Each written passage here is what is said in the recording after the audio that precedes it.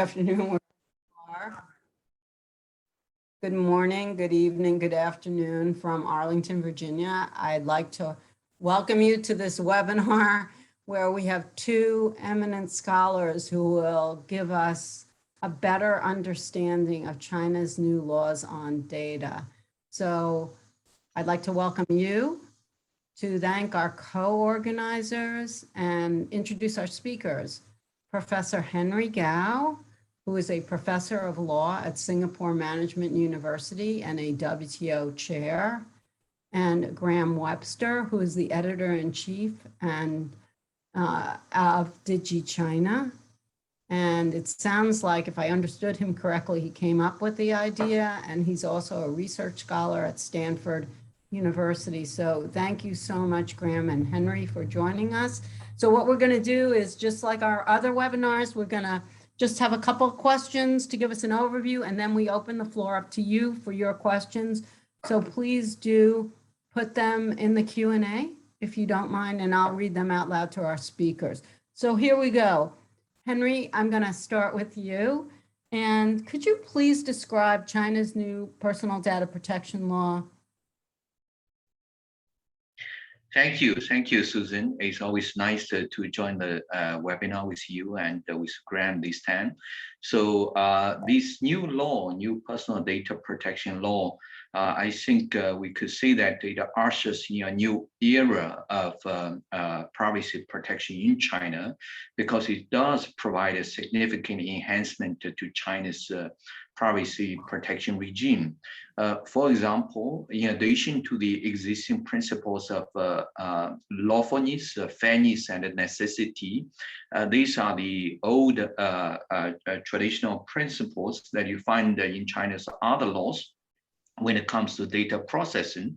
The new law also as a principle of a good faith for the processing of personal information. And this is really interesting. So this means that if you want to process the information, according to the law, it must be done not only on a lawful, fair, and necessary basis, but also have to have a good faith. So what does good faith mean?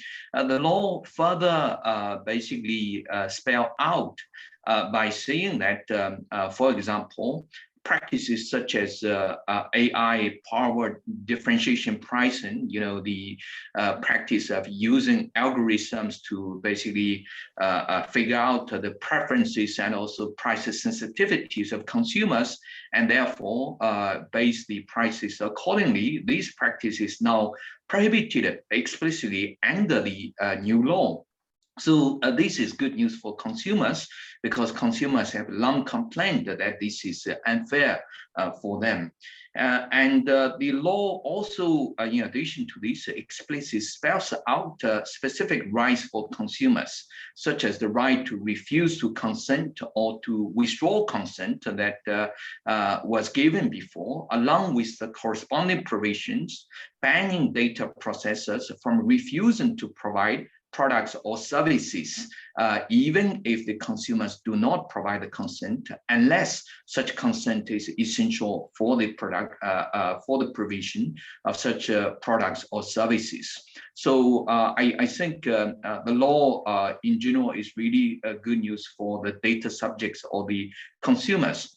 Now, with regard to the big firms, I think the law is not so much of a good news, because another feature of this law is that it tried to ring in the big tech companies, especially the big platform companies, which are subject to additional obligations. For example, one part of the law requires them to establish independent bodies composed of mainly outsiders to monitor their protection of personal information.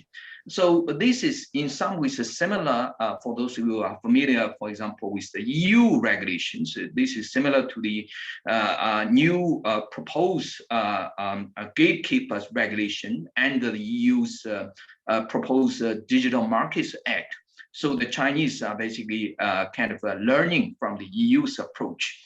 And in addition, there's also the provision on data portability which basically give the consumers the right to transfer their data from one company to the other company. And I think the biggest impact will be felt by the big platform companies, because they can just keep the consumers' data as their own, as their private turf. And this would greatly reduce their comparative advantage when they know that the data would have to be transferred if the consumer wishes so.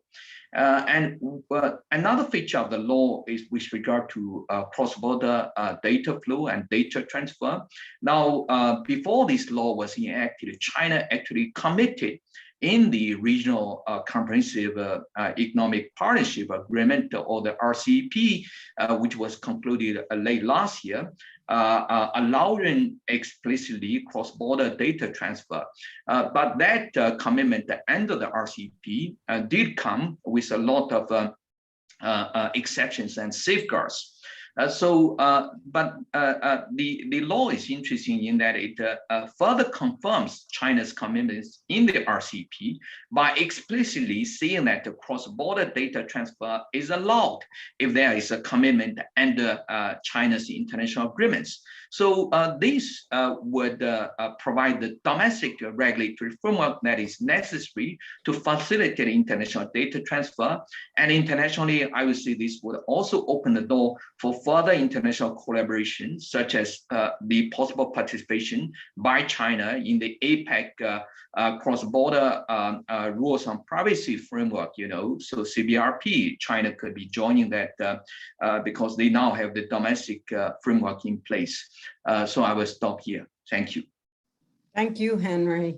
I'd really like to ask you more about that, but let's first move on to China's new data security law. So Graham, could you describe that law and also talk about what it says about China's view of information security? Yeah, sure. Thanks so much. Really great to be here. I should clarify briefly that I was part of a founding team of the DigiChina project. We've now, I've ended up being its leading figure, but really, it's really a big team project across many organizations based out of Stanford.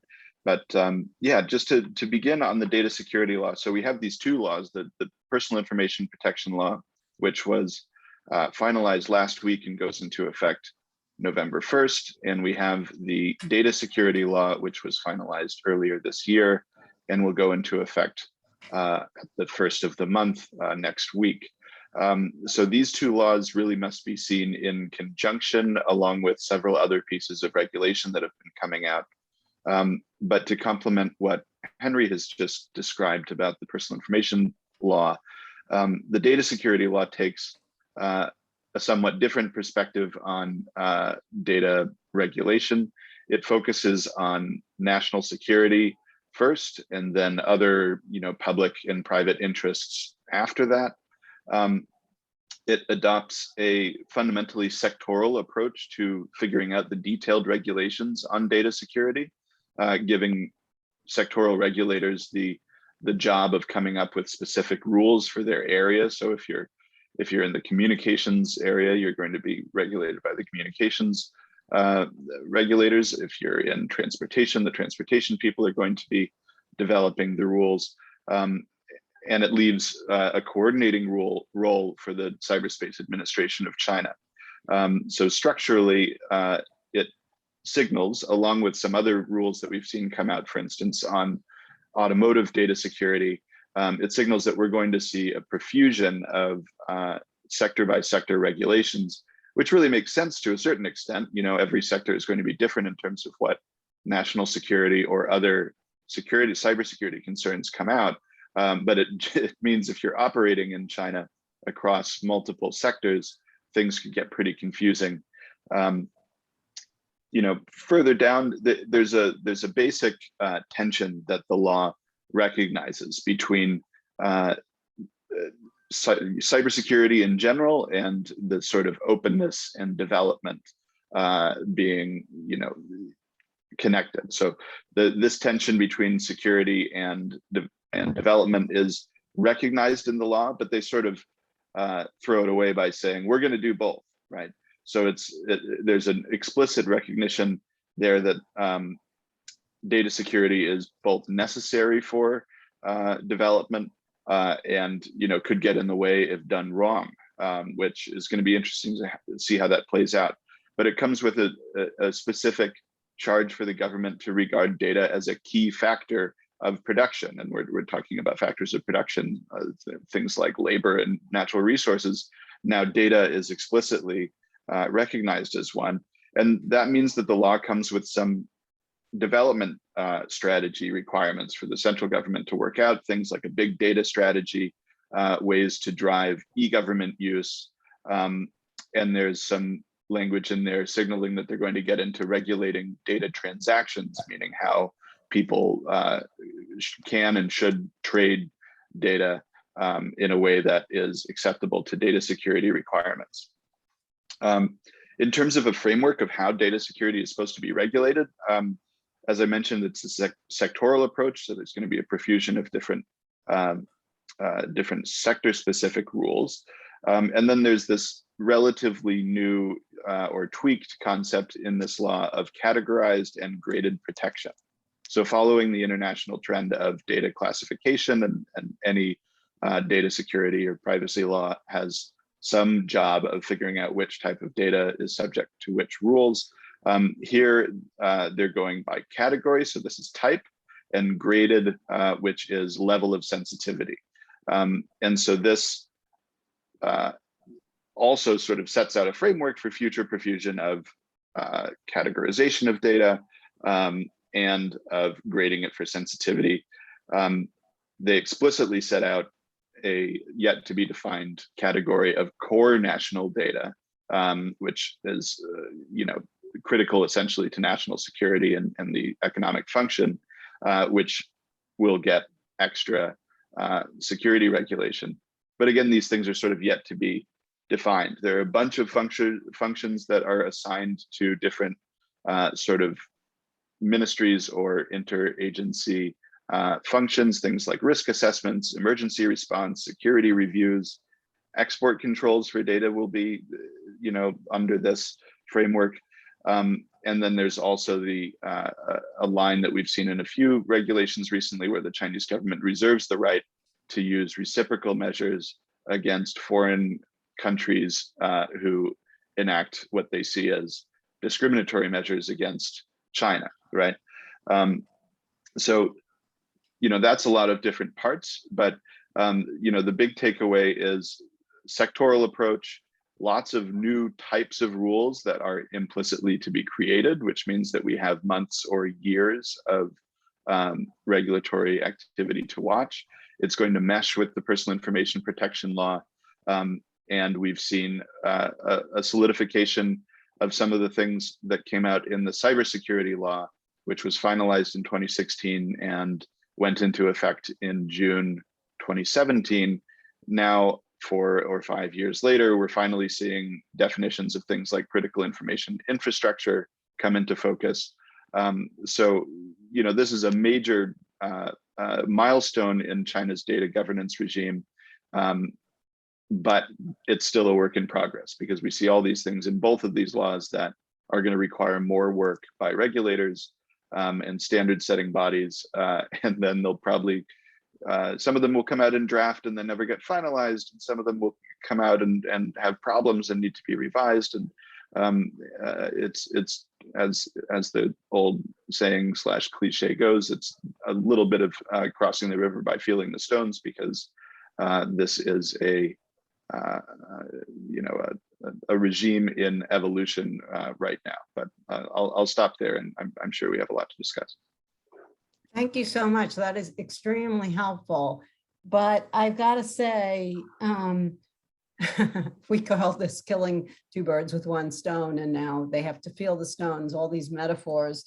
I wonder, how do these regulations taken in sum affect China's role in data governance? Henry, you briefly mentioned it might facilitate its involvement in RCEP and possibly CPTPP. But, China's been leading efforts to regulate data at the UN. and not leading it at the WTO. So maybe both of you can talk a bit about what all this means internationally. And I just add to that, I think about the EU's effect on how corporations behave globally with GDPR. What do you see there? Well, maybe I will start. So I think in terms of a national governance, these new laws do give a lot of power to the national regulators, especially the cyberspace administration of China, which has now become this kind of super agency that is in charge of not only cybersecurity issues, but also issues ranging from personal information protection, to the transfer of data to other countries, and even security regulation in the case of, for example, certain Chinese companies wishing to get listed in overseas markets. So the national regulators do get more powerful, and that is, in a way, I guess, a relatively good news for the consumers, because they now have an agency that they can turn to if things they think go wrong. They can file complaints and get some redress. But for the big tech companies, not so good news, because now in addition to the already existing rules, for example, on antitrust or competition law and securities regulation and business regulation in general, they now have to deal with all these internet and cybersecurity and the personal information protection regulations.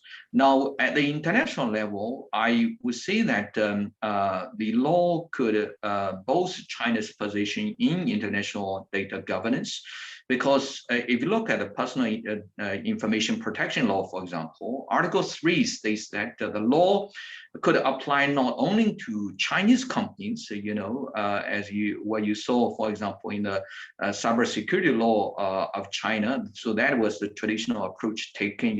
It applies to Chinese companies, to their data that they collect or process inside China. But the personal information protection law expands this to even foreign firms with no data processing in China, so long as they have users in China. So the implication for this is that firms like Google, Facebook, even if you do not officially provide business in China and you do not process your data in China, but so long as there are some users in China and you deal with the information from your Chinese customers, you will be subject to the jurisdiction of this law.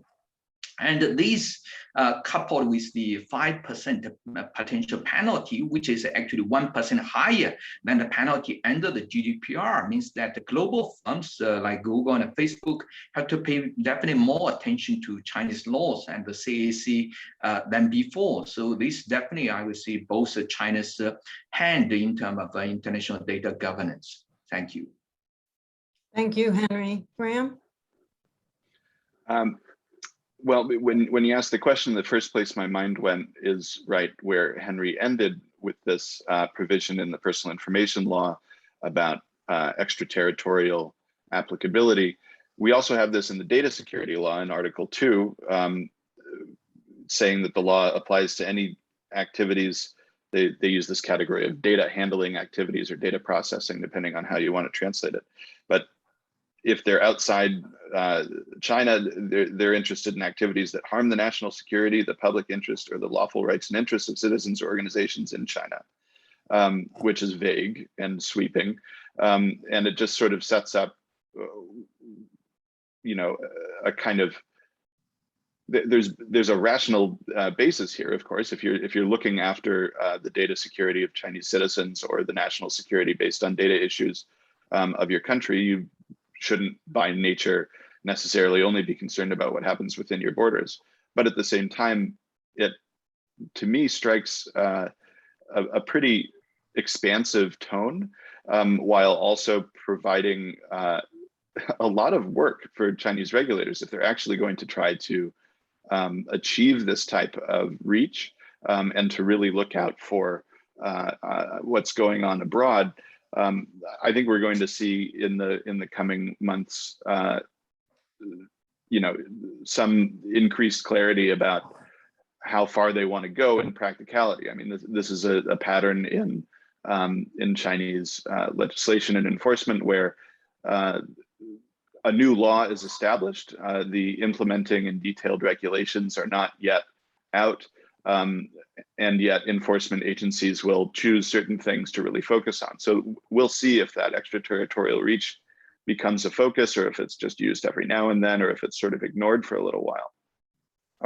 But I think it's important to recognize, as Henry alluded to, that establishing the personal information protection law, along with the data security law, puts China in a position of being, next to Europe, potentially the most built out data governance regime on the planet. And there, certainly, at least when it comes to extremely large countries, which is a small club, but that points a finger at the country where I'm sitting, the United States, which simply doesn't have coherent regulation on a lot of these things. And just the other day, somebody was posting about some pretty intrusive data collection requirements that one of the Google autonomous vehicle apps was included in its terms of service. And I sort of skimmed through it, and I thought about a couple of rules and these laws, and I said, boy, a lot of this stuff is just flat illegal in China as of November 1st.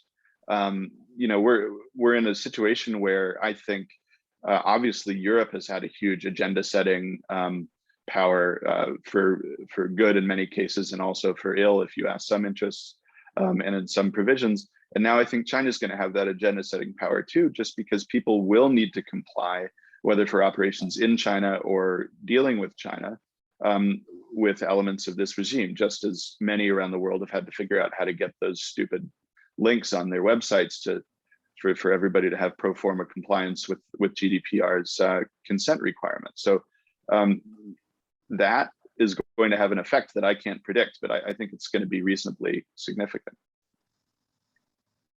Yeah, and it's interesting that you said one of the most built out, although one has to wonder how consistently this will be enforced, or even how things will be investigated in a rule of law manner, because it requires such a sophisticated level of governance to weigh business interests versus this human rights interest versus that human rights interest.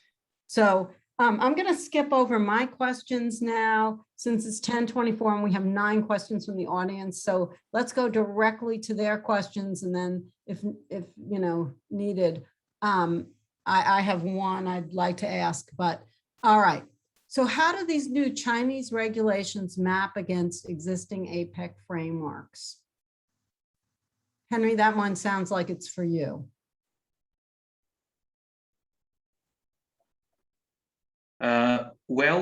That's an interesting question. I haven't compared this with the existing APEC framework in detail, but I think there was another one related to this. So that is the question on, China's potential interest in joining APEC's CBDR, as I mentioned earlier. So I guess I will address that question. So the question is, why would China be interested in joining the CBDR? In the past, government officials have not been supportive of the system. Has this perspective changed? Well, I would say yes, because if you look at recent statements from the senior leadership in China, I mean, they have emphasized on the need for China to play a more active role in terms of rulemaking at the international level when it comes to cyber governance. And now, in the past, I guess China's hesitant position was largely driven by the fact that it didn't really have all these systems in place, unlike the EU, as Graham mentioned earlier. But now the situation has changed. You know, the GDPR used to be the most strict personal information protection legislation in the planet. But now the Chinese regulation is at least on par with, in terms of strictness with the GDPR. So I think now the Chinese regulators have more confidence, you know, in kind of promoting their model of data governance, because nowadays Chinese firms have to be subject to all these strict laws. So this, in the short term, could harm the interests of Chinese firms, because they have to comply with more onerous regulations compared to, for example, as Graham mentioned earlier, their American counterparts, which you know, are subject to no or much more lax regulations.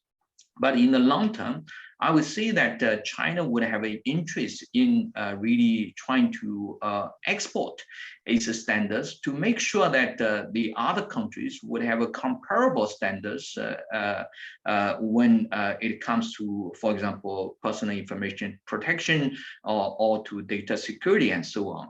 So in the long term, I think the Chinese firms, being the first ones who have to comply, you know, with the Chinese regulations, would have an edge, because they know how to navigate the system, and this would give them a competitive edge vis-a-vis their counterparts in other countries.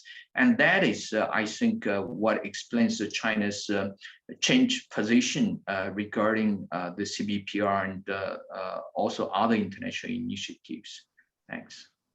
Thank you. Okay, Graham, here's one for you. The speakers both talk as though China is governed by the rule of law. However, as we've seen recently with crackdowns in a number of sectors, the laws can be enforced or not, and are always subservient to the government. So to what extent do these laws actually matter? Is it more signaling? What do you think? Yeah, well, I mean, this is a perennial question in the study of Chinese law. Of course, the fact is that just because it is written doesn't mean that it is enforced. And just because you know, something would be illegal technically doesn't mean that the state might not do it when it's, you know, when push comes to shove.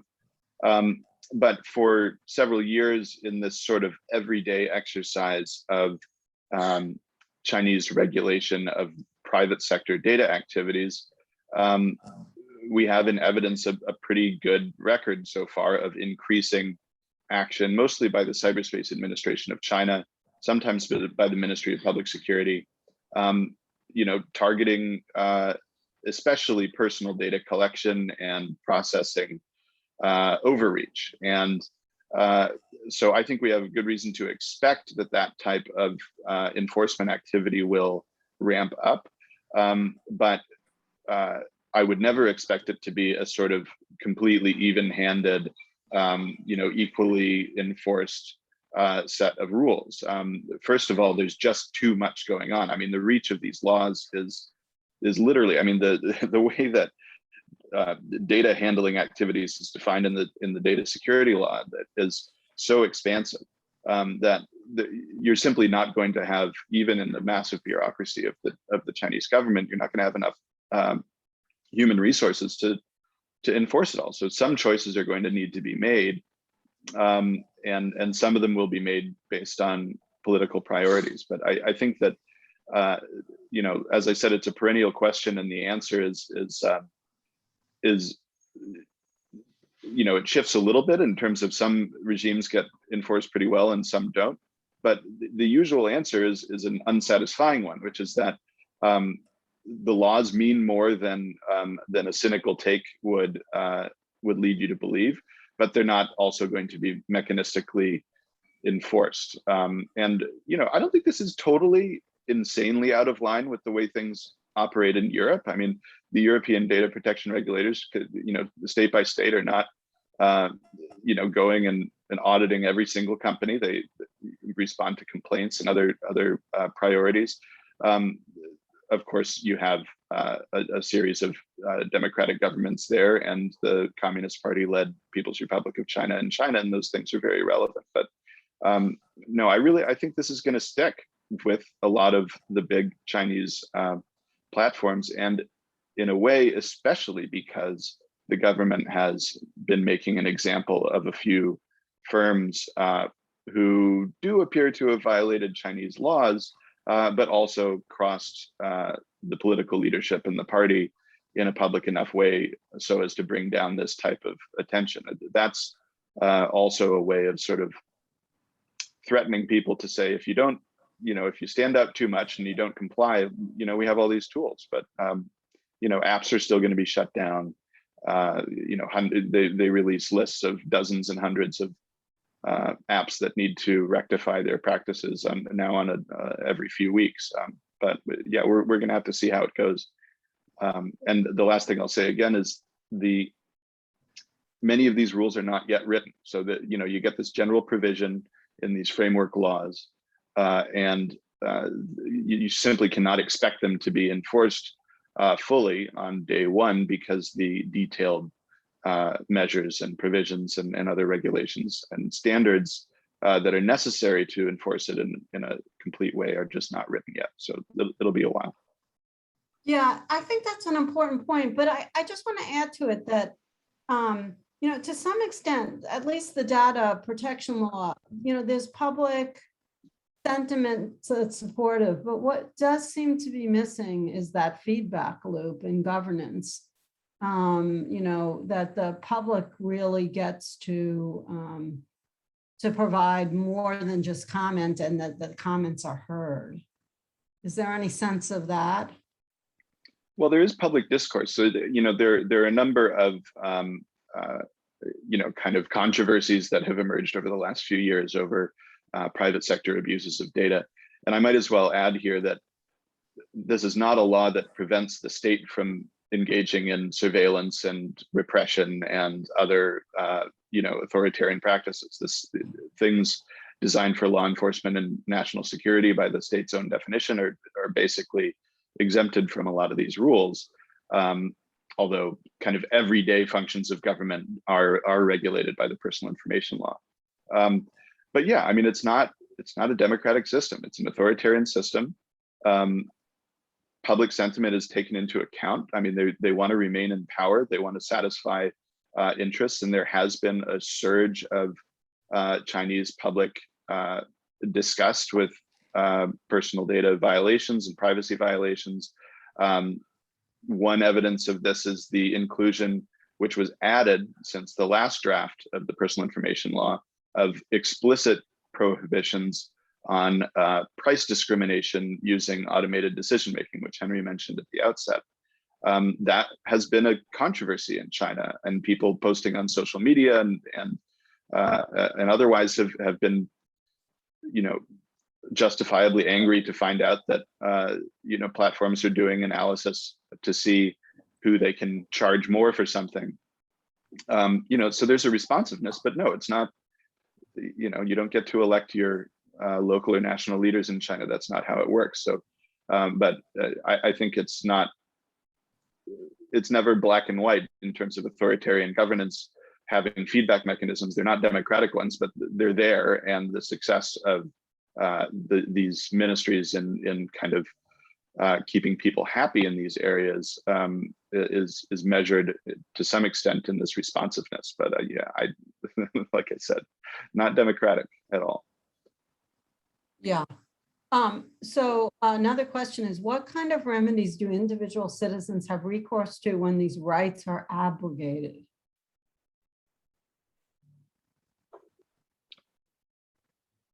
Maybe I will. Okay, yes. Maybe I will address that question. So if you look at the personal information protection law, the law does provide a lot of remedies to the consumers, to the individual consumers, when they think that their rights are infringed. They could first of all approach the data processor and ask the data processor to kind of stop processing the data or to basically provide them with further information according to the law. And if that doesn't happen, or that doesn't happen to their satisfaction, then they could approach the government regulators. So the law includes an elaborate set of rules to help them to address that. But most of these remedies apply only to the private firms, to the big tech companies, which are data processors. And if a government is the data processor, then I'm not sure that the citizens would have a, such a broad remedy available, because the law, if you look at the details of the law, you can see that there are a lot of exemptions for the government. For example, the data processors do not need to obtain the consent of the data subject if this is necessary for discharging of official duty and responsibility. And also in cases where the relevant laws or regulations specify this, the data subject might not even be made aware that his or her data is being processed according to the law. And the same exception also applies in cases where the notification or obtaining the consent of the data subject would impede the discharge of official duty by the relevant state organs. And even if the data subject later become aware of the occurrence of such data processing activities, he or she would be denied the right to review a copy of such personal information, which is normally available to data subjects. So I would say that the approach taken under the new personal information protection law is a kind of a bifurcated approach, whereby the big tech companies is subject to more stringent rules, but the government would have more leeway when it comes to data processing. Yes. Graham, did you want to add anything? I would just add there's a specific provision about who can bring things to court, and in general in the personal information protection law, if there's a violation, then government agencies, whether it's the prosecutors or state-affiliated consumer organizations or the Cyberspace Administration, can bring lawsuit to court.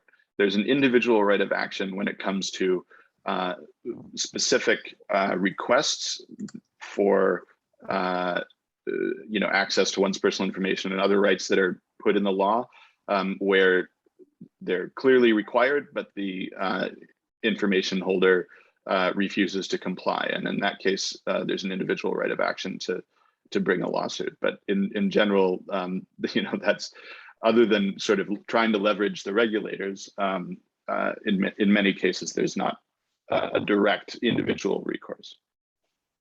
Wow. Building on two of the questions, people are saying a couple of things are missing that at least the EU has moved forward. One would be data portability. And I guess that's, they're only talking about that related to personal data, and then data sharing. Can you talk about that?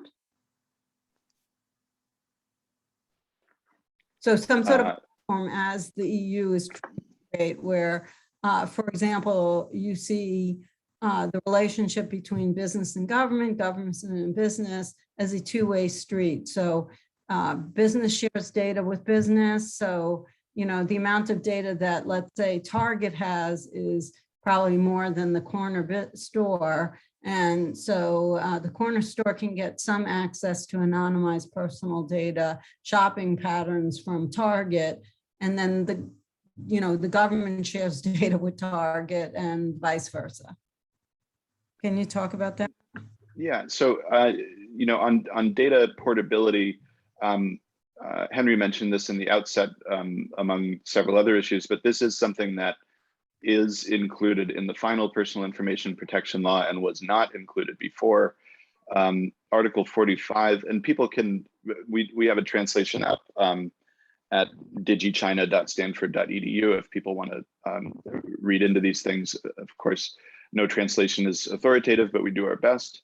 Article 45 of the Personal Information Protection Law basically provides that information processors must provide an avenue to transfer your data to another information processor if, so long as the second one meets the requirements in terms of data security of the government. So that is in there, but we don't know a heck of a lot about how that's going to be implemented. Is it going to be when detailed rules are written, will this be required to be done in a way that is machine readable or otherwise actually portable, or is it, are they just going to mail you a PDF, and you're just going to be stuck with things that are not actually usable? So we'll see how effective that is. In terms of government information sharing, I would need to check to see if there's anything in there about that, but I think this is a broader question that I'm not really an expert in, but the open government information area of Chinese law has been developing quite significantly over the last sort of 15 years or so. And I think it was 2006 or thereabouts when some of the early regulations went into effect to sort of require the government to share certain data. But certainly in general, I think the obligation seems to be stronger on private sector actors to have this data portability as compared to government, which, as mentioned, is they just have a bunch of carve-outs for any time they don't want to do certain things. If it's, if they can argue that confidentiality is required or that it's security related, then a bunch of the rules that apply to private sector actors tend to fall away for the government actors. Yeah, maybe I will add something to what Graham mentioned regarding the government data. So if you look at the data security law, it requires the government data to be published timely and accurately according to the principles of justice, fairness, and so on. And also it states that the government will make open access catalog for government data, establish a government data access platform with uniform standard and interoperability to promote access and use of government data. So previously, if you look at the sharing of government or public data in China, it was largely limited to specific agencies or sectors, such as the economic information from the National Bureau of Statistics of China.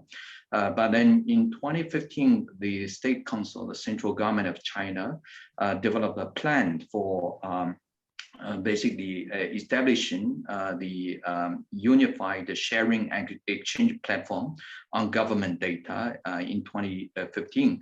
So since then, more and more government agencies have started to make data available on wider scale, and more provinces have started to even establish a so-called big data bureaus since then.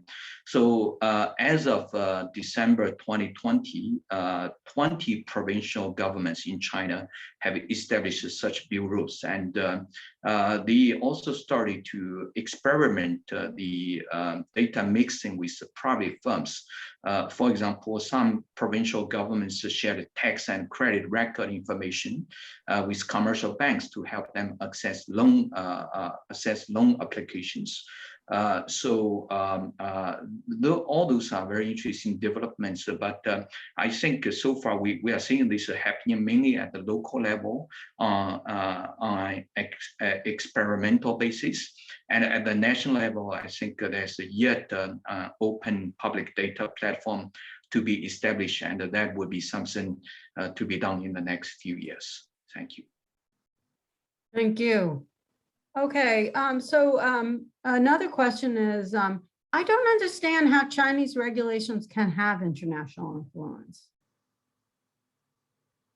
How can China data governance become global while the Chinese digital economy is closed?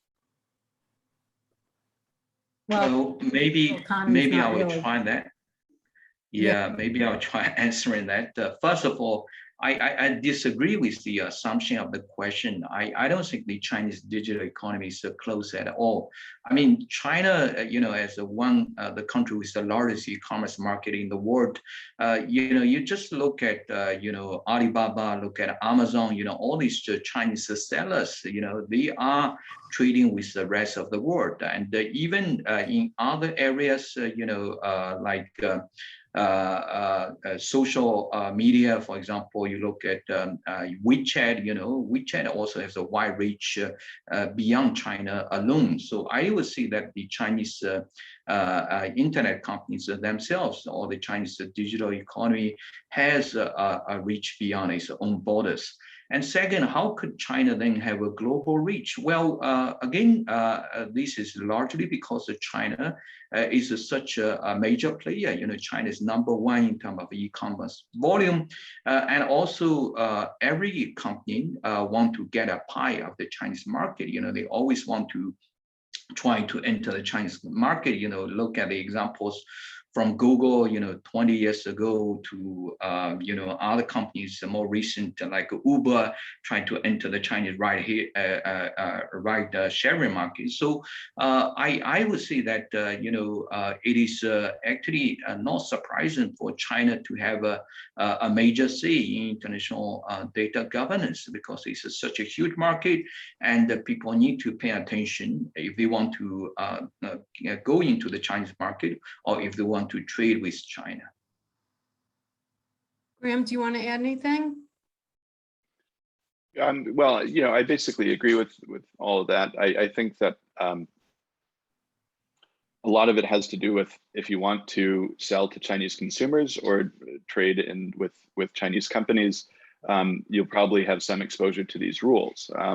And that's not, it's not abstract for many large and even small and medium-sized players around the world who have some aspect of their operation that involves China, whether remotely or with folks on the ground. And so even if, as the questioner suggests, China's influence might be limited by certain factors, that doesn't meaning their kind of ability to persuade and shape things through kind of consensus. I wouldn't rate that ability at 0 at all, but even if it's limited, there's a concrete effect as firms across the world have occasion to try to make sure they're in compliance with things to avoid regulatory risk in an important market. One other thing that I would say is that I expect some of the enforcement of these laws to be basically good from my perspective, and some of it to be bad from my perspective, taking a perspective as somebody who's interested in human rights and democracy and things like that. But some of these laws, some of these rules are pretty well formed as written in terms of that democratic or sort of rights-oriented lens, and so they may provide templates for people who could adapt their own legal systems to be interoperable. And frankly, what we see in the Chinese situation is a product of that type of effort with reference to GDPR, especially, and some other international regimes. If you talk to the people who research and debate proposals for how to make Chinese laws, these are generally legal scholars who usually have had at least some of their education abroad. In many cases, their advanced degrees are all abroad, and they come back and they study the comparative environment and try to come up with a solution that works for China. So I think that there's an embeddedness already, and I think that kind of conveyor belt will continue in terms of just socializing what will work. And many countries don't have their rules set, and will look to whether these new forms work in the Chinese case or not. But I gotta press you on that, actually, because I think you made such an excellent point. But we're not just talking about balancing privacy, right? We're talking about human rights that the Chinese culture devalues as well, right? There, freedom of expression online and freedom of association. And those are things that are essential when you're talking about human rights generically related to personal data protection. So what's the balance there that you see? Well, I don't think I'm going to agree to your premise that the Chinese culture, if there is a single Chinese culture, fundamentally devalues free expression and association. Certainly, the Chinese form of governance does not value free expression above many other priorities. You know, I guess I'm just not sure I see the what I was trying to describe is the system does not provide for. I'm asking about that balance within these new laws. The Chinese legal system has significant restraints on freedom of association, right? As example, labor rights, the rights of workers, and freedom of expression. And we see this in Hong Kong. So, okay, so I think the way to, one way to look at this is that, first of all, these laws are not about freedom of expression. And to the extent that privacy rights are the focus, which the word privacy does not appear in the personal information protection law. The word privacy appears in the civil code, and this is a kind of a separate area of Chinese law. And it's a concept of privacy there that is not really commensurate either with international norms, the sort of Article 19 privacy and free expression connectedness. You know, it is a different legal framework, and certainly Chinese governance does not prioritize privacy from the state or free expression on political matters. You know, and frankly, in the entire time that I've been studying China, repression has been getting worse, right? This is all totally clear. Nonetheless, China, as it's actually existing, has been experiencing a trend of increased public and government concern about private sector abuses of personal data that cause harms to individuals, and in the view of regulators and political leaders, cause instability in society and, you know, essentially could threaten to undermine the legitimacy among the population of Communist Party rule. And, you know, I think it's hard for some people to understand, but there are a lot of people who feel pretty good about the way things are going in China. There are also a lot of people who are being actively repressed and who are left out of a lot of the benefits. But that's the sort of balance of opinions and interests and pressures in society that the authoritarian government needs to navigate. And part of that is protecting some priorities in personal information protection and certainly private sector data exploitation that people in the international human rights sphere would recognize as laudable priorities. But, you know, we don't get to take it as a package. And that's just the way it sort of works out in these cases. You know, our group at DigiChina, we tend to call this a privacy law for short, your data privacy law for shorthand. But there is a risk in using the word privacy because, of course, many people think that might involve privacy from government surveillance and repression and manipulation, and that's simply not the case. I mean, that's not what this law is about, and you wouldn't expect it to be. So, you know, I hope that helps a little bit, but to me, it's just important to keep in mind that we can have some things getting worse and some things getting better independently in a way that are not packaged together the way they might be in either our ideals or the way they might be kind of bound together in other social systems. Right. Maybe I could add something to that, Susan. So with relate to this, I think this topic is also related to a question that was being asked on the comparison between the personal information protection and the GDPR on the right to deletion or the right to be forgotten. So if you look at the right to deletion, or what the GDPR calls the right to eraser, and the GDPR, you can see that the situations where you could exercise the right to eraser is very similar between the GDPR and the new Chinese law.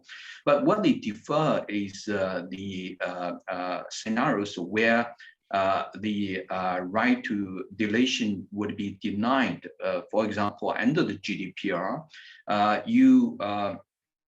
your right to deletion could be denied for the exercising of the right of a freedom of expression and also freedom of information. But you do not find such exceptions under the Chinese law. Instead, the listed exceptions were much narrower, compared to the GDPR.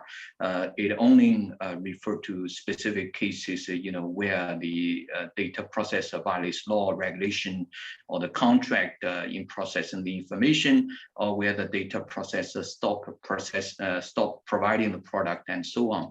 So I think that also illustrates what Graham mentioned just now. Thank you. And I think one thing to highlight is China's approach is way ahead on collective rights compared to many other countries, which examine this only from the personal data protection as opposed to the collective harms that may arise from data-driven technologies. So that's been interesting to see, at least from our comparative mapping of governments. Okay, so a question asks, what is the possibility of China enforcing the extraterritorial provisions in data-related laws, and how will it work? I've heard from some people that it would be extremely difficult. Any comments?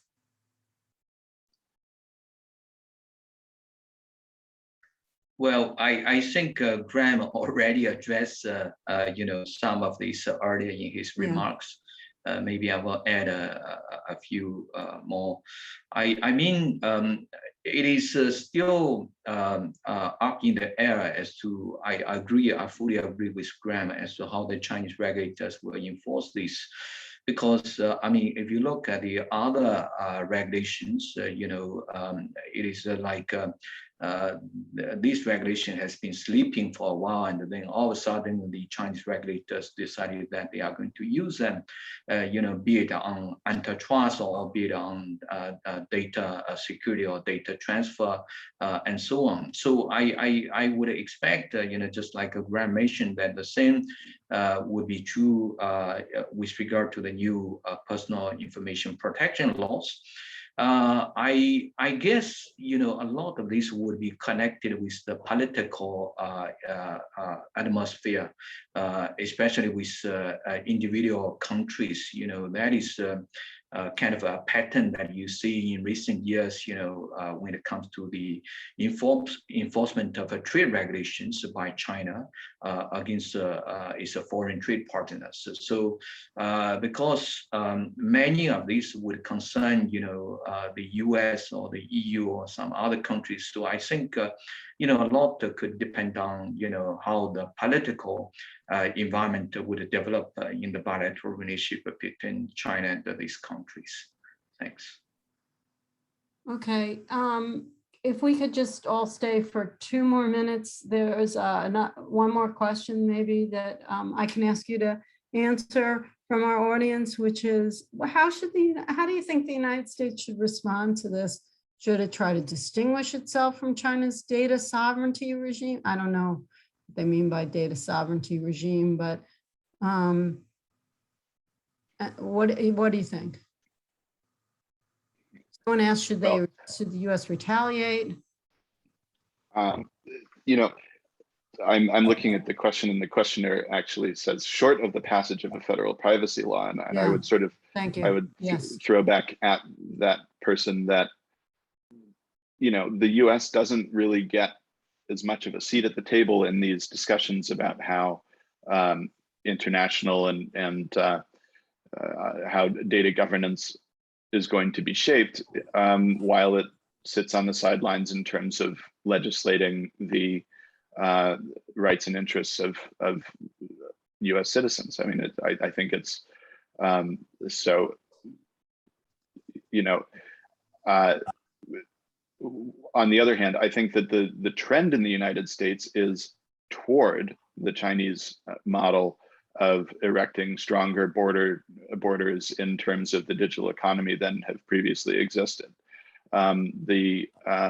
You know, just a few years ago, it was kind of a just undisputed tenet in kind of DC-based data governance discourse that maximizing free flow of data across borders was the US interest. And during the Trump administration, we began to see a number of actions, many of which were not very well organized or coherent, but they had a you know, a through line of restricting the transfer of information across borders when it touched on some issue, whether or not it was well identified, right? But I mean, a lot of these things like the attempted TikTok ban and the WeChat ban, that neither of which sort of happened, a bunch of other things.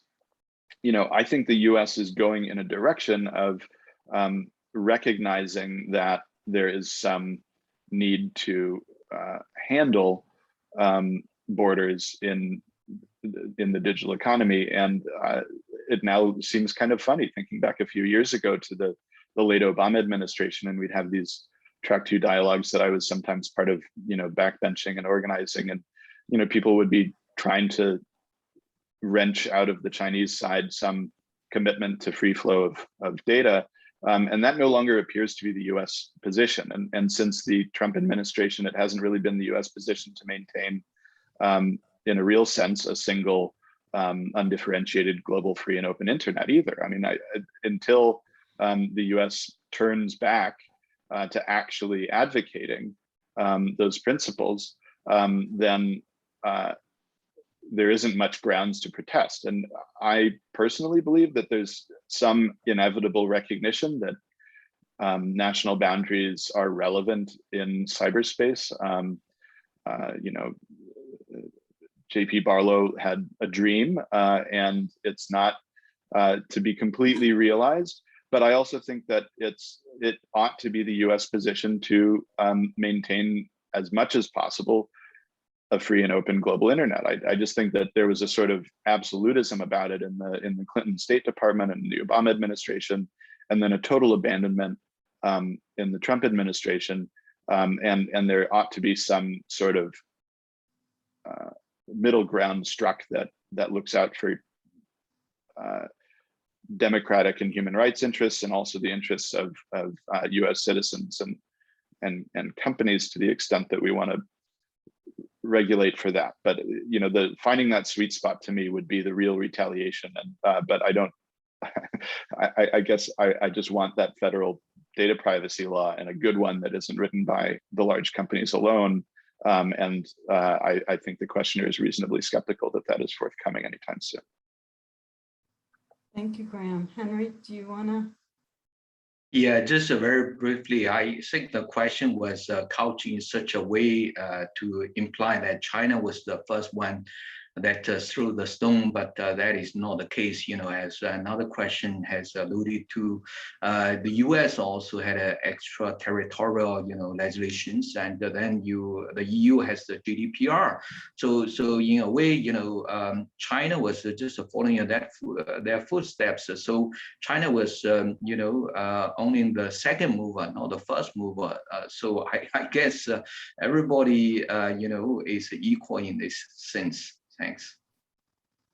Okay, so I want to thank you so much. And if you want to see their writings, we have linked both to DigiChina in the invite and to a recent paper by Henry. I urge you to go to their websites and see this information to learn more. And we would love to invite you back again for a readout 6 months later.